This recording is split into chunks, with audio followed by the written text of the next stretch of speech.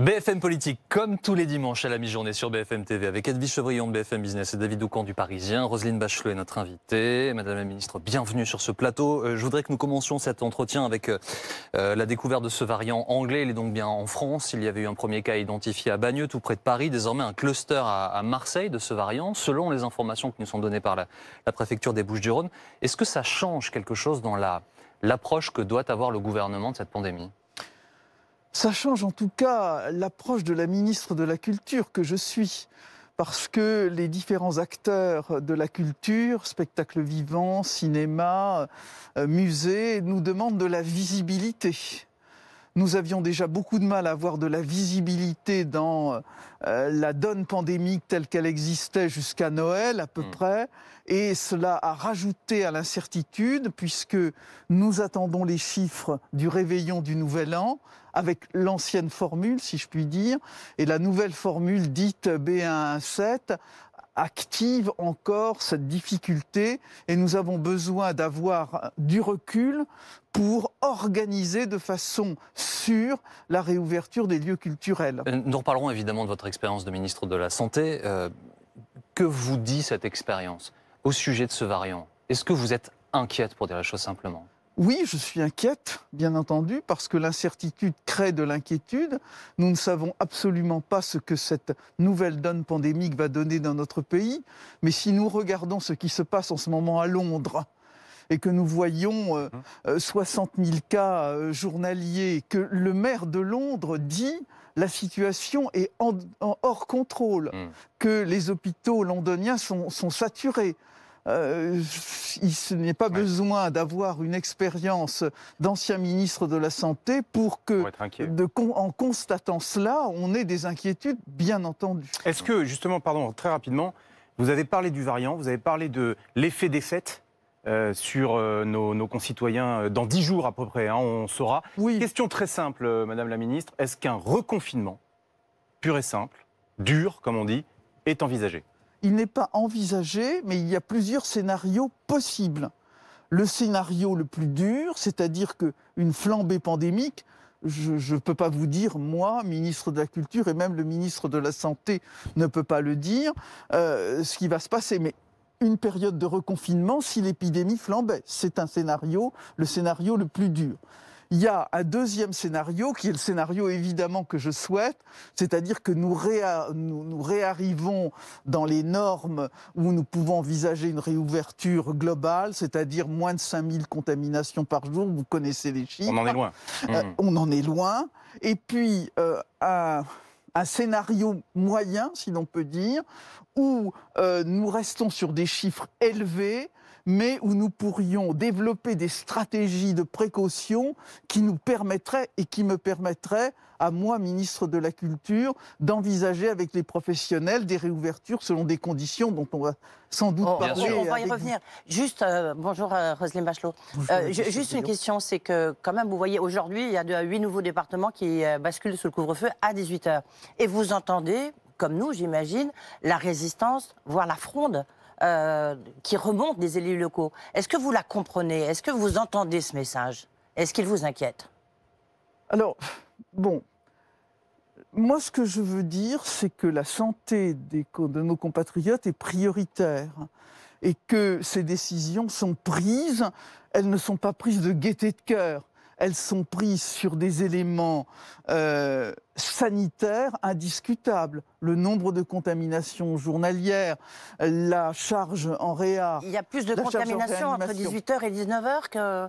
Oui, c'est 18h. Pourquoi 18h? Pourquoi 18h? Quand on a une vie de famille, voilà. Je me permets de vous expliquer pourquoi. Parce que entre 18h et 20h, on a vu que se développaient des rencontres de convivialité entre 18h et 20h et qu'on sait bien que c'est dans le contexte familial et amical que les contaminations sont les plus élevées parce que c'est à ce moment-là qu'on quitte son masque, c'est à ce moment-là qu'on se parle et c'est à ce moment-là qu'on projette des virus. Le virus aime l'apéro, au fond.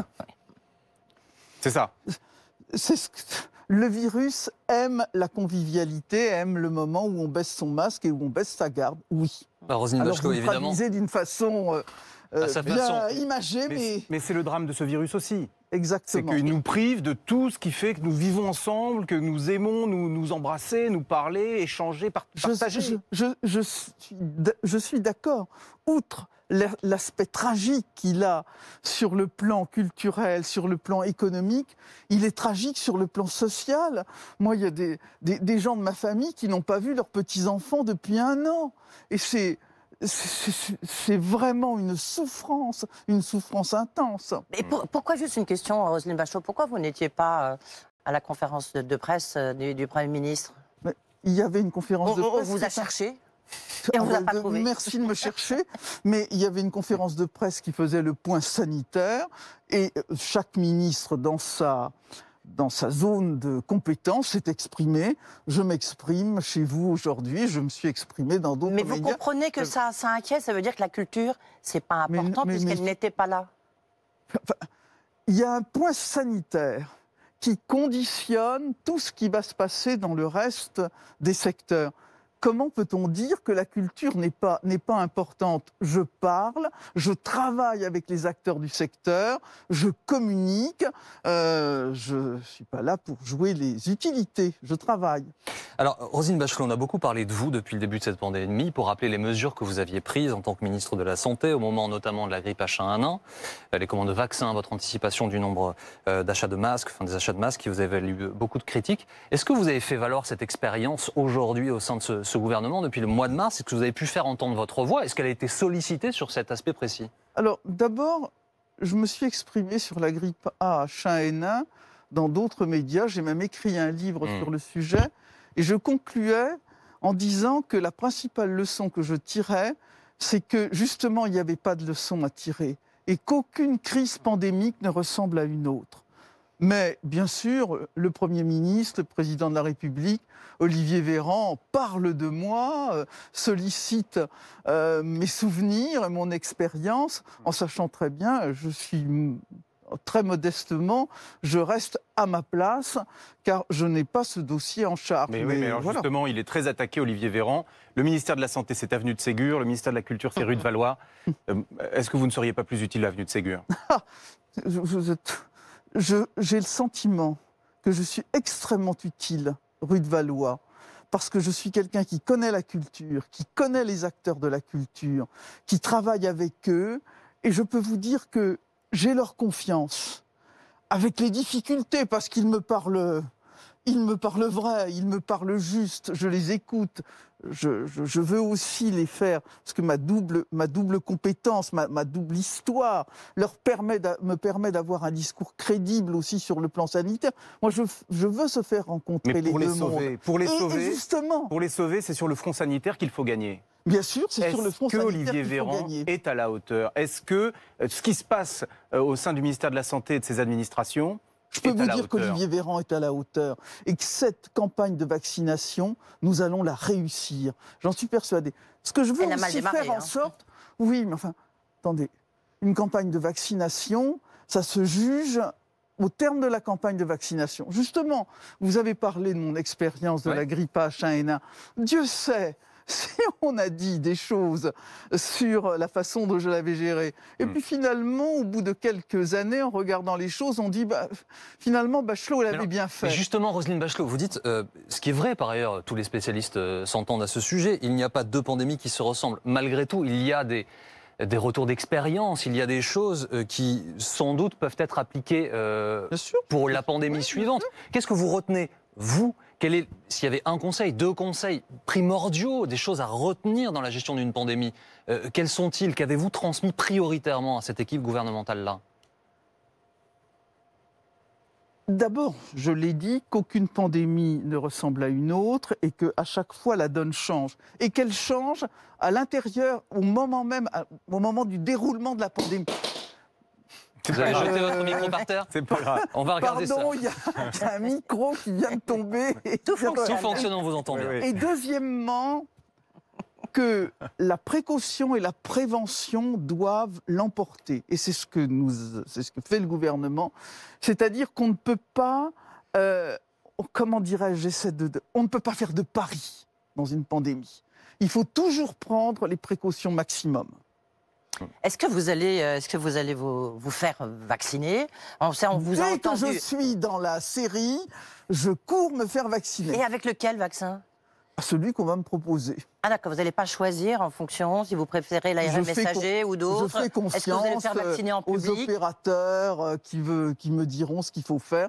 Quant à me faire vacciner en public, je ne suis pas chargé de la communication du gouvernement. Si le gouvernement juge que les ministres doivent se faire vacciner en public, je me ferai vacciner en public comme je l'ai fait lors de la grippe H1N1. Bon. Et Marlène Schiappa, ce matin, dans Le Parisien, dit la même chose, qu'elle considère que ce serait bien que les ministres puissent se faire vacciner en public pour donner l'exemple. Moi, ça ne me pose aucun problème. On sait que vous aviez conseillé initialement de ne pas le faire parce que, en fait, ça peut avoir l'effet inverse aussi sur l'opinion. C'est-à-dire qu'à partir du moment, vous savez, on se fait vacciner en public, on fait mal parce qu'on fait de la démonstration. On ne se fait pas vacciner, on fait mal parce qu'on se cache. De toute façon, ce sera mal. Bon. Comme avait Mais, dit- excusez-moi, mais on a la sensation tout de même que c'est un problème français.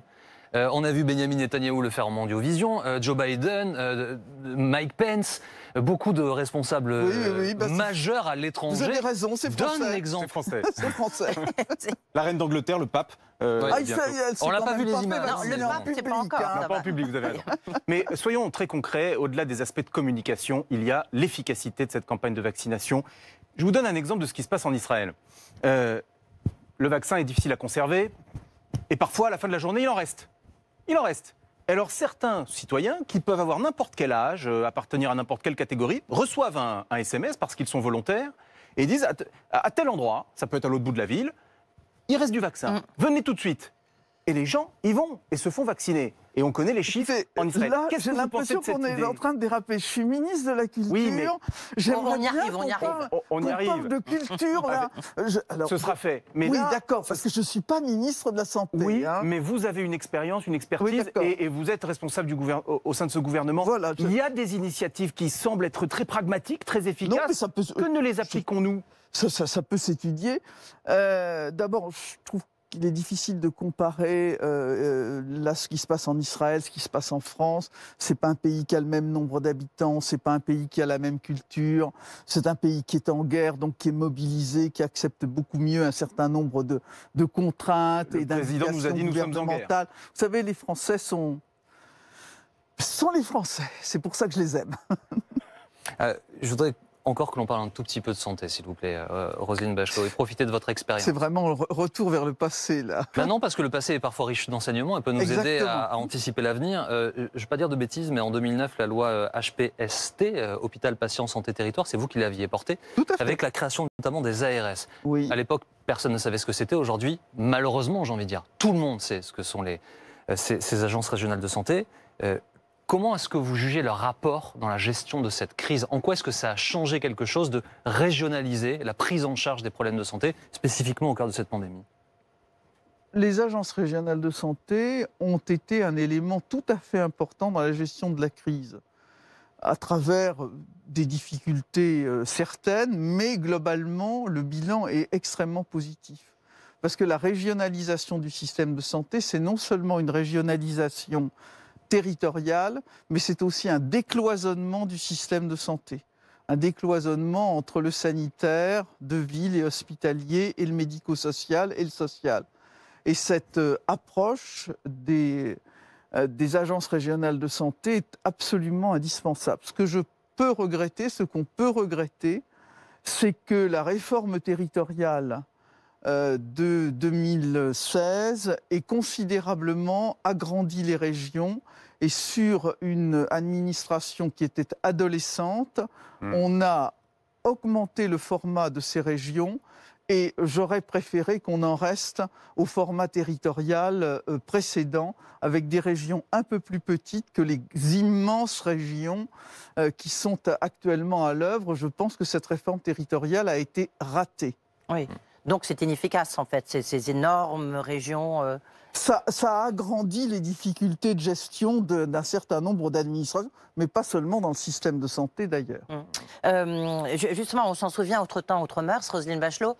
Nicolas Sarkozy, lorsqu'il était président, disait mais il y a beaucoup trop d'argent qui va vers l'hôpital, il faut réorganiser. C'est pas une question de moyens, c'est une question justement d'organisation. Est-ce que vous vous dites aujourd'hui, est-ce que vous vous dites pas, finalement c'était un mauvais choix, c'était une mauvaise stratégie menée par des personnalités de droite. Là, j'ai du mal à comprendre votre question, excusez-moi. La question est de dire, l'hôpital, en fait, c'est un problème d'organisation et pas un problème de moyens. C'est ce que disait, en tous les cas, Nicolas Sarkozy et d'autres, c'est pas le seul. Oui, tout à fait. Est-ce que finalement, c'était pas une mauvaise réflexion, une mauvaise stratégie? Non, je ne le pense pas. Il manque de moyens à l'hôpital. Je ne le pense pas. Ça m'ennuie beaucoup. Enfin, je suis ministre de la culture. On y arrive. Bon, écoutez, alors je vais vous dire, la culture. Est-ce qu'on peut parler un peu de culture? La culture, comme d'autres domaines. Vous dites vous-même que la culture doit être au centre d'un projet de société.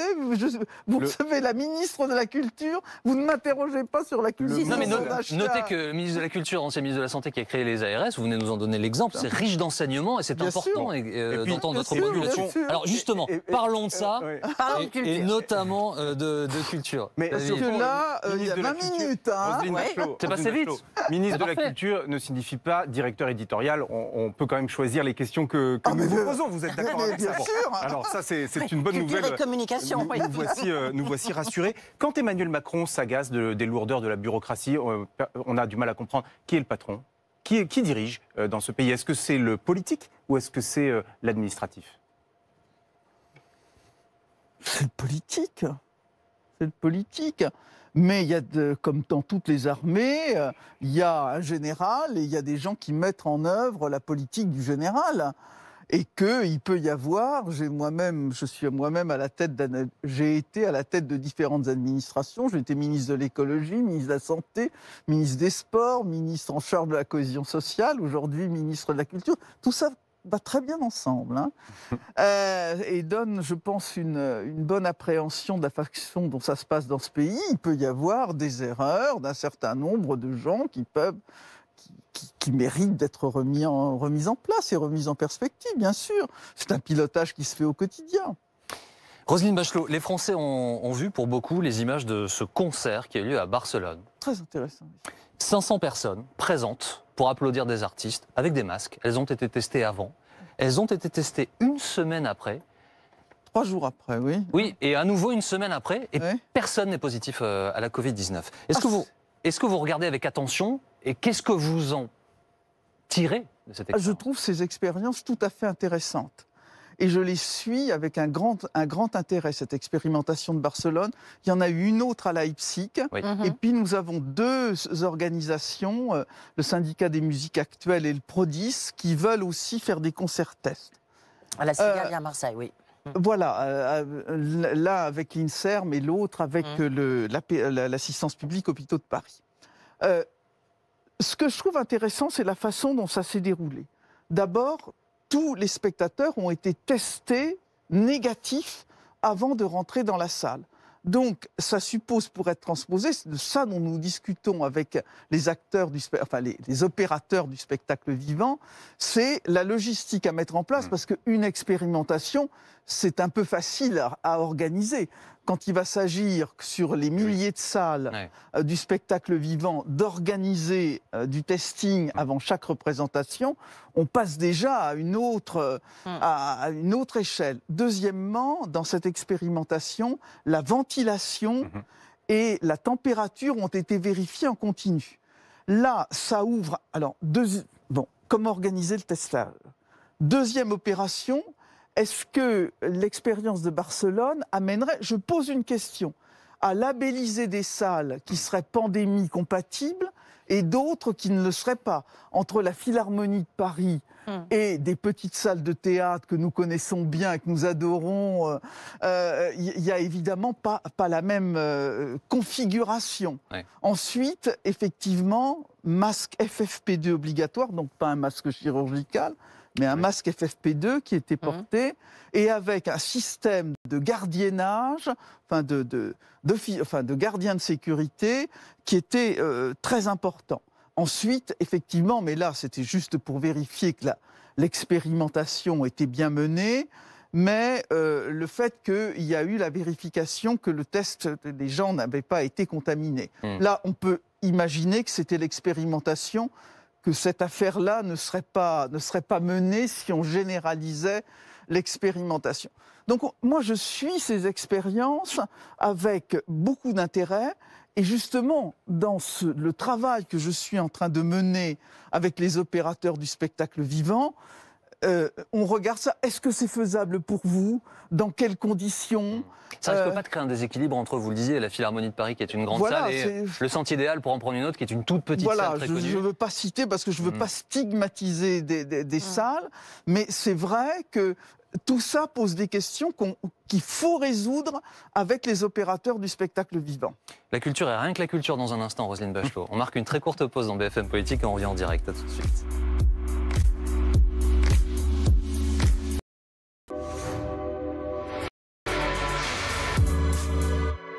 Sur Barcelone et après on déroule. La suite de BFM Politique à 12h30 avec la ministre de la Culture Roselyne Bachelot. Nous parlions juste avant la pause de cette expérimentation à Barcelone, concert donc avec des gens testés avant, après, des masques FFP2. Vous nous disiez pourquoi pas, il faudrait des tentes pour tester avant, il faudrait pourquoi pas labelliser des salles, avoir des systèmes d'aération spécifiques. Je pose des questions. Bien sûr, bien sûr. Mais alors, est-ce que c'est juste, pour dire les choses simplement, est-ce que c'est faisable financièrement, logistiquement? Ça semble un chantier colossal. Oui, ça pose évidemment la question du modèle économique qui est très différent. Ce que je fais dans les réunions de travail que je mène pour dresser le tableau de l'ouverture, des conditions d'ouverture des salles, c'est de se faire rencontrer des gens très différents. Et on voit que, en se rencontrant, on a beaucoup de mal à édicter une législation, législation, le terme est trop fort, mais un guide de bonne pratique qui convient à tout le monde, même à l'intérieur d'un secteur. Il y a des salles de cinéma, par exemple, qui nous disent, nous, on accepte ce qu'on appelle, en bon français, le stop and go, donnez-nous l'autorisation, même si on est obligé de refermer 15 jours après, c'est pas grave. D'autres qui nous disent, c'est pas possible. Certains nous disent, nous, pratiquement, on peut être opérationnel en 8 jours. D'autres nous disent, ah non, il nous faudra au moins 15 jours. Ouais. Et on s'aperçoit que les contraintes économiques des différents secteurs sont très différents. Et c'est pour ça... Et c'est pour ça que c'est très difficile d'avoir une approche qui serait uniforme. Ceci étant, moi je pense quand même qu'il y a un certain nombre de guides de bonne pratique qui peuvent être imaginés. Oui. On peut faire aussi des adaptations, mais on voit bien que le modèle qui est très intéressant, que je suis de Barcelone, vous pensez, moi, chaque fois qu'on peut me dire on peut ouvrir en toute sécurité, moi je me précipite pour aller voir comment ça se passe et pour apporter des biscuits dans mon argumentation. Mais on voit bien que c'est pas transposable à tout. Et là, vous avez récemment dit, j'élargis, il y a cet exemple de Barcelone, et puis le sujet de rouvrir à un moment donné, quand même, un jour, on rouvrira l'accès à nos lieux culturels auxquels nous sommes tant attachés. Vous avez déclaré un modèle souple pour rouvrir les lieux de culture dans les meilleures conditions. Voilà à quoi nous travaillons en ce moment. Où en êtes-vous de ce travail-là? Pouvez-vous nous donner quelques éléments de ce qui existera dans ce modèle de réouverture? Alors, d'abord, il faut avoir le bilan de ce qui se passe après les fêtes de Nouvel An. Là, on va l'avoir dans quelques jours. Et de voir un peu l'impact de la pandémie. On voit, comme l'a dit le Premier ministre, que je pense que les choses vont s'éclairer. Attention, ce n'est pas une date de rouverture. Ouais. Déjà, on m'a fait le coup le 15 décembre où personne n'a entendu qu'on avait dit qu'il y aurait une possibilité si on était à 5 000 et en dessous. On n'a absolument pas entendu la chose.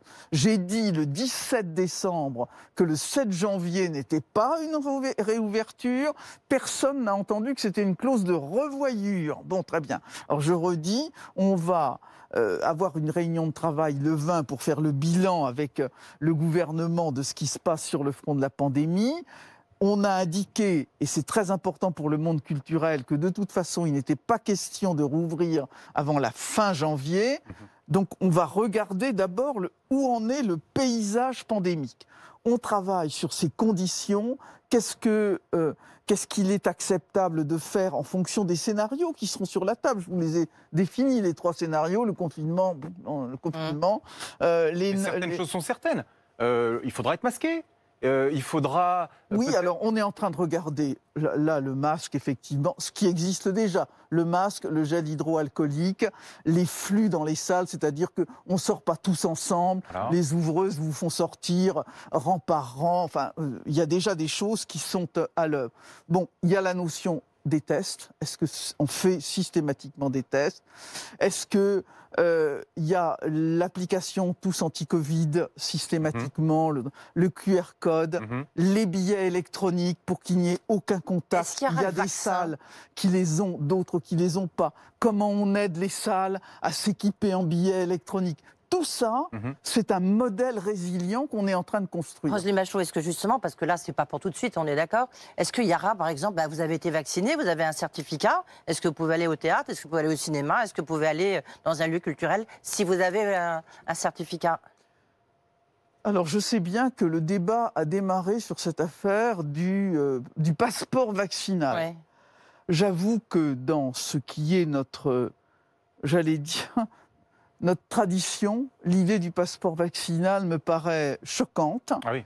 Et d'ailleurs, lors de la réunion que nous avons eue avec à la fois les acteurs, enfin les opérateurs du cinéma et les opérateurs du spectacle vivant, à l'unanimité, les opérateurs du spectacle vivant et du cinéma ont rejeté l'idée d'un passeport vaccinal. S'il faut un masque, s'il faut un test, s'il faut se laver les mains, je veux dire, celui qui a un vaccin, il pourra dire « moi j'ai un vaccin » et il aura peut-être un passe-droit, sans que ça soit obligatoire. Oui, mais Edwige Chevrillon, il y a des gens qui ne veulent pas se faire vacciner. Non, mais on est bien d'accord. Je ne les approuve pas, mais je les respecte. Est-ce que ces gens, est-ce que ces Français, on va les priver de culture? Et puis une réflexion, le vaccin, on ne sait pas s'il empêche de transmettre le virus. Par conséquent, vous êtes vacciné, vous allez au spectacle, vous pouvez transmettre peut-être aux autres. Un mot, vous l'avez évoqué, le terme. Parce que moi, je vous ai écouté avec attention. Les dates de revoyure. Oui. Est-ce que, je ne dis pas qu'il y a une bonne façon de faire, mais est-ce que cette date qu'attendent à chaque fois, avec la même impatience les professionnels, et à chaque fois, pour l'instant, on leur dit non, on se reparle plus tard. Est-ce que c'est un bon mode de fonctionnement? Est-ce que ce ne serait pas plus simple de dire aux gens, pour l'instant c'est terminé, et quand ce sera possible, on se reparlera? Certains nous disent il faudrait dire carrément on est fermé jusqu'au 30 juin. Moi, je crois que ce n'est pas possible. D'abord parce que la situation peut évoluer. On voit aussi, et je veux être optimiste, que le sens de la responsabilité des Français fait, on en parlait sur ce plateau juste avant qu'on reprenne l'antenne, les gens sont masqués, ils observent ces précautions. Moi, je remarque dans mon entourage, aux fêtes de Noël, on n'a pas été plus de 6 autour de la table du réveillon et on a vraiment respecté les consignes de sécurité. Et tout ce qui me revient, c'est quand même dans l'immense majorité cela. Donc, on s'est mis en position de sécurité. Ça, c'est très important. Le vaccin arrive. Moi, je vous dis que Olivier Véran va tenir ses engagements et qu'on sera, à la fin du mois, à plus d'1 million de personnes vaccinées et qu'on va continuer sur ce rythme. Moi, j'ai vraiment confiance en cela. la situation aussi climatique va s'améliorer. On sait très bien que le virus... On pourra rouvrir les fenêtres. Voilà. Il aime le froid. Il faut les ouvrir de toute manière. Tout cela forme un paysage, bien sûr, de précaution, d'évaluation dans un premier temps. Mais moi, je suis extrêmement confiant. Et je veux dire aux acteurs, aux opérateurs, décidément, je dis toujours les acteurs, mais ça peut prêter à confusion parce qu'il n'y a pas que des acteurs au sens strict. Je veux dire aux opérateurs du spectacle vivant, il faut se mettre en position de rouvrir.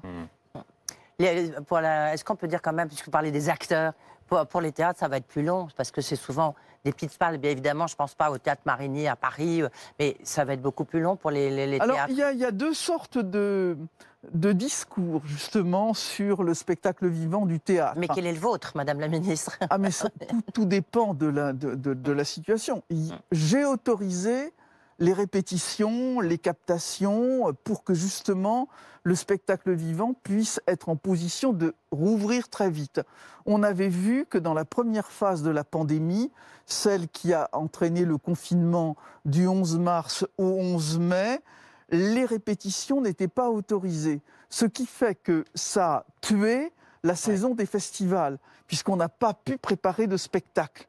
Là, en autorisant les répétitions comme je l'ai fait, ça permet au théâtre de rouvrir très vite. Peut-être pas du jour au lendemain, c'est pas en disant c'est ouvert, vous avez l'autorisation. Mais alors, il y a certains théâtres qui nous disent nous, on peut rouvrir pratiquement instantanément, d'autres qui nous disent il faut 15 jours. Vous savez, il n'y a pas de solution, il n'y a pas de solution miracle. David? Il y a la question des musées. On se dit que on est calme, on déambule en respectant peut-être les distances. Le musée est-il un lieu de contamination? C'est une mesure de précaution pour éviter les mouvements de population maximum, mais très certainement, à partir du moment où la situation sera apaisée, les musées réouvriront vite. C'est triste de voir ces galeries vides, je les aperçois derrière moi. Très bien. On est au Louvre là, oui, tout à fait. Roselyne Bachelot, je voudrais que nous parlions des mesures de soutien à tous les professionnels de la culture qui souffrent de cette crise. Ils sont extrêmement nombreux, 270 000 intermittents en France. Oui.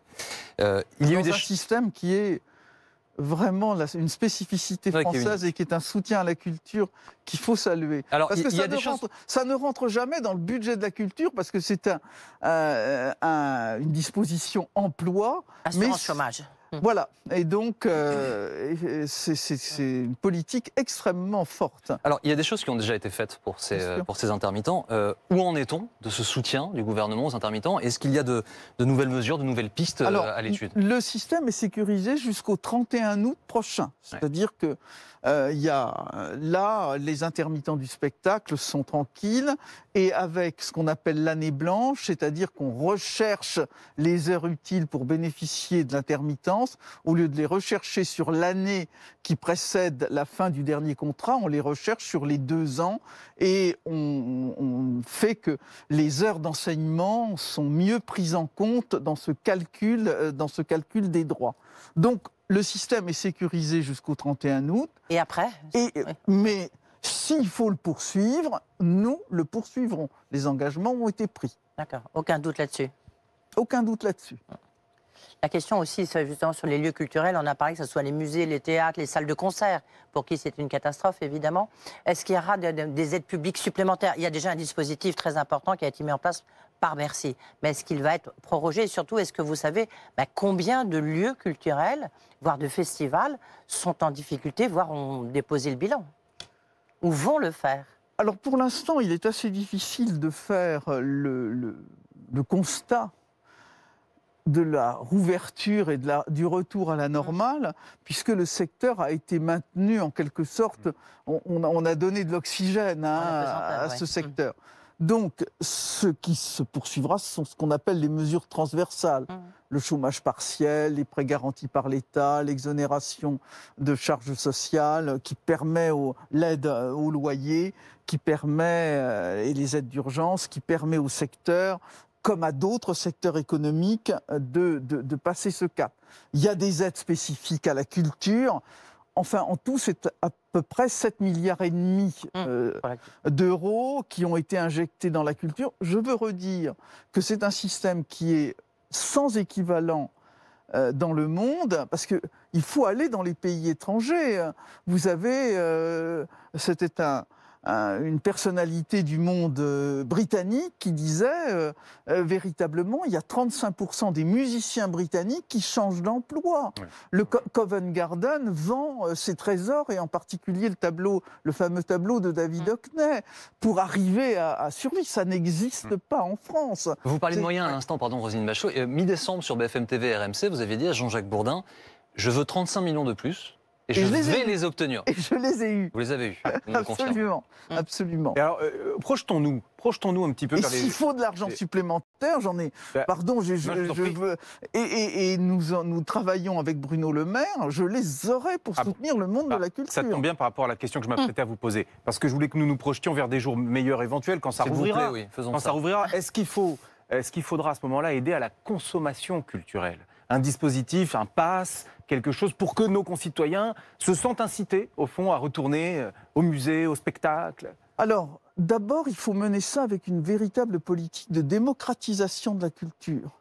Parce que moi, je n'oublie jamais qu'il y a la moitié de nos concitoyens qui, même dans les périodes fastes, ne vont jamais dans un théâtre, dans une salle de concert de musique actuelle, dans une salle de concert de musique classique, dans un opéra, dans un cabaret, dans un cirque. Un Français sur deux n'y va jamais.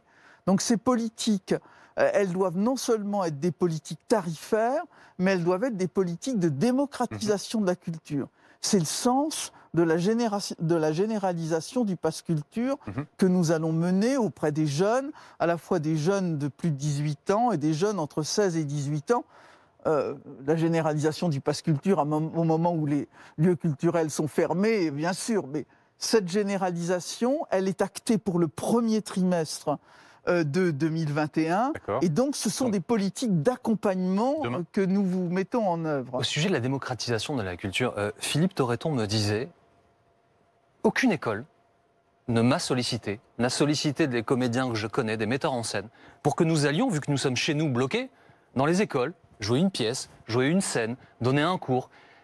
Est-ce que l'idée est venue? Est-ce que vous en avez parlé avec Jean-Michel Blanquer? Est-ce que vous avez été sollicité? Oui, est-ce que vous avez proposé? La question de l'éducation artistique et culturelle est au cœur, ce qu'on appelle l'EAC maintenant, parce qu'il y a toujours des acronymes qui traînent. L'EAC est vraiment quelque chose de tout à fait important. Et d'ailleurs, dans les propositions que je fais sur la reprise, en premier lieu, je mets donc les musées qui peuvent réouvrir immédiatement, et en même temps l'éducation artistique et culturelle. Et là, je dois dire que je suis absolument en phase avec Jean-Michel Blanquer, qui est un militant d'éducation artistique et culturelle. Mais pourquoi attendre la reprise? Oui, pour être belle. Les écoles sont ouvertes. Parce qu'il faut avoir des lieux, mais personne n'empêche Philippe Torreton d'aller jouer dans les classes. Au contraire, je l'invite. D'abord, j'aime beaucoup Philippe Torreton.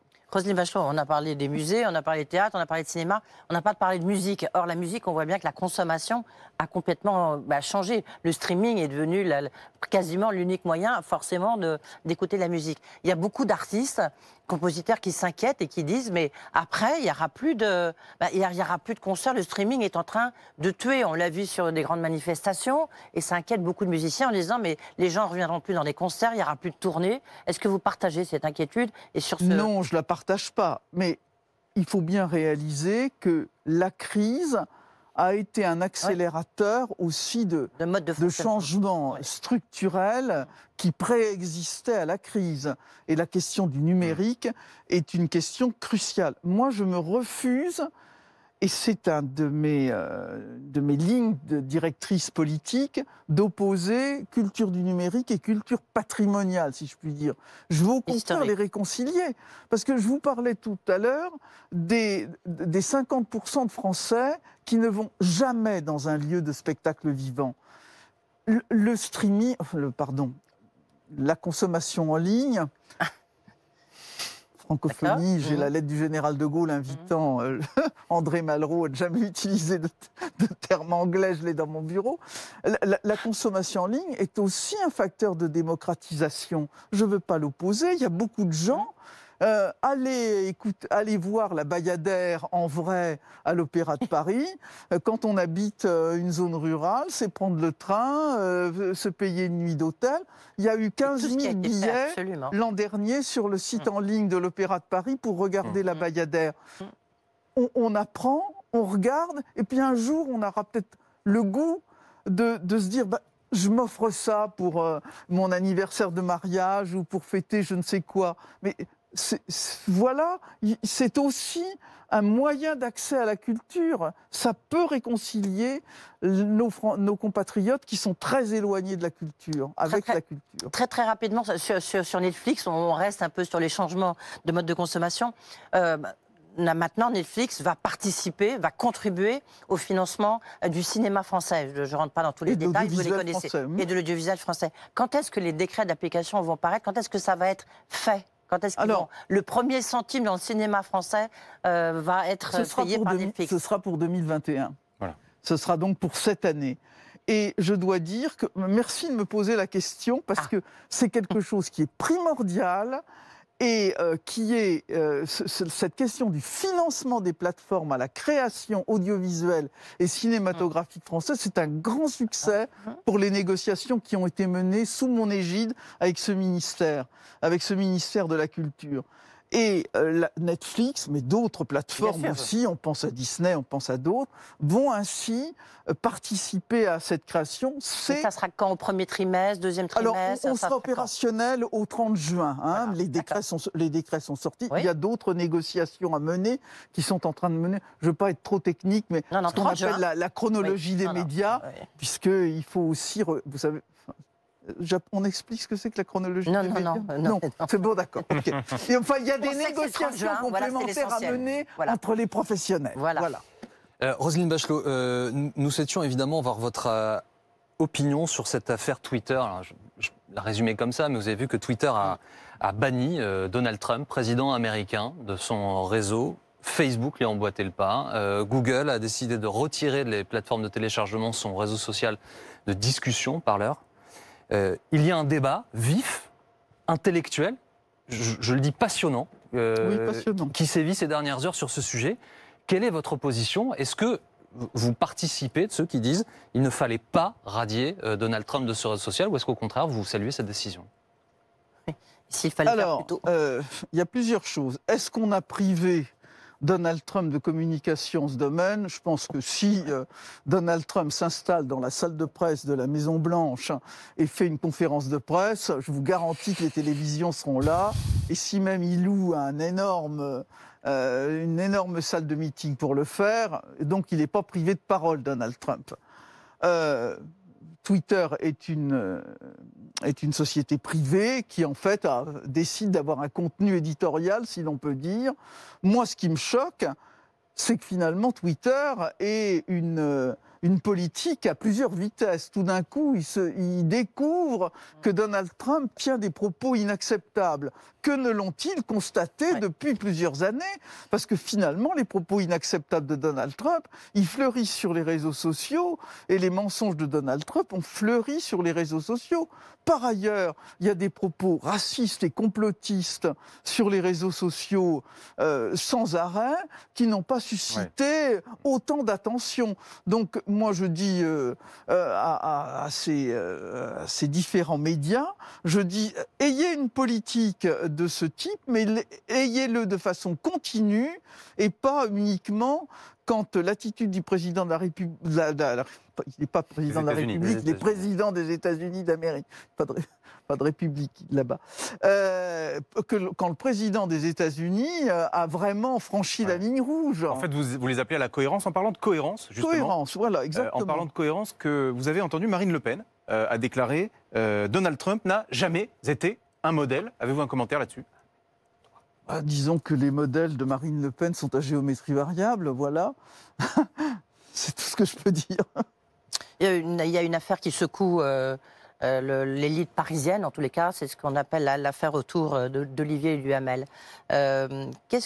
Comment vous vous ressentez par rapport à à cette affaire, ce qu'on sait, suite au livre écrit par Camille Kouchner sur le viol qu'aurait subi son frère jumeau. Qu'est-ce que ça vous inspire? Parce qu'on voit bien qu'il y a beaucoup de gens qui étaient au courant, qu'il y a une forme d'omerta sur ce sujet. Alors, je me refuse à avoir une approche sociologique sur le sujet. L'inceste, hélas, 10% des Français, quand on les interroge, ont été victimes de violences sexuelles dans leur enfance, et c'est dans tous les milieux. Donc stigmatiser tel ou tel milieu, ou telle affaire, ou telle famille, me paraîtrait caricatural. Ce qui est très intéressant, avec les précautions d'usage, qui est la présomption d'innocence, etc. Mais le témoignage de Camille Kouchner est suffisamment fort pour lui donner une très grande crédibilité. C'est de montrer la déflagration absolument épouvantable de l'inceste et des violences sexuelles dans les familles et qui dépassent les familles. J'ai moi-même été confronté souvent dans mon activité politique à des affaires de ce type. Et je sais qu'il faut vraiment dire de façon forte aux familles et à l'entourage qu'on ne protège pas ni la famille ni la victime par le silence. Mais il y a des gens qui le pensent, non, parce que la victime, à un moment, se sent coupable. Et seule la parole publique peut dénouer cette culpabilité. Il faut le redire de façon forte. Alors, Roselyne Bachelot, je termine habituellement cette émission avec des questions plus personnelles. On est très en retard, donc je m'excuse auprès de Philippe Gaudin et Dominique Rizet pour le premier retard, mais je ne peux pas ne pas vous poser la question. Vous êtes ministre de la Culture. S'il vous plaît, conseillez-nous un livre, un film, un album. Alors, je vais vous conseiller un livre, parce que je pense qu'il est d'actualité. Relisez Le complot contre l'Amérique de Philip Roth. Livre admirable, et vous comprendrez ce qui se passe avec Donald Trump et avec les États-Unis. Merci beaucoup, merci Roselyne Bachelot d'avoir été notre invitée ce midi. Merci beaucoup Edwige. David, on se retrouve la semaine prochaine. Philippe Gaudin, donc Dominique Rizet, affaire suivante. Je vous retrouve tout à l'heure à 18h pour BFM TV.